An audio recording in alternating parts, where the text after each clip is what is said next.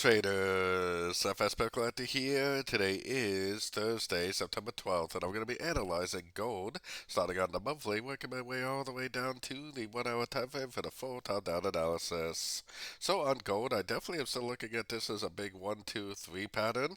We are pretty much at the 161.8, which is usually the minimum target for a wave 3. Wave 3s can actually go way, way, way beyond that, but normally that is a really good place to expect a big pullback for a wave 4 and another push up eventually for a wave 5. So taking it down to the weekly time frame, this is all subdivisions of a wave 3. This is the 1, this is the 2, and then this is all subdivisions of a wave 3. So like a 1, 2, 3, 4, 5 of wave 3, which I'm still targeting this 61.8 with right around the 25.50 area for the end of this move.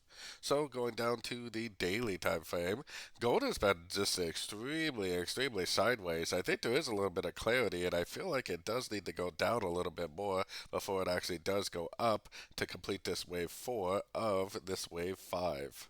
So taking it down to the 4 hour time frame. On the 4 hour time frame, if you zoom out a little bit, it does look like it is starting to form like a WXY or something along those lines, because I definitely see 1, 2, 3 W, 1, 2, 3 X. Kind of seems like it's now either going to make 1, 2, 3, 4, 5 down for like a, well, that wouldn't be a WXY. It would be probably an ABC flat pattern.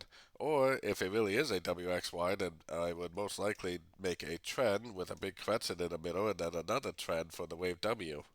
So, anyways, let's take it down to the 4 hour time frame.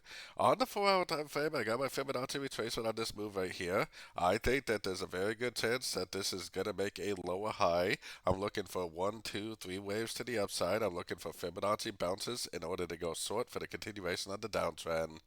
And like I said, gold has been very, very, very sideways lately, but there definitely does seem to be some clarity, which I think this is likely the end of either a wave X of a WXY, or it's the end of a wave B of like a flat pattern, which there is a big difference because the end of a wave B would be 5 waves down, the end of a wave X would actually be 3 waves down.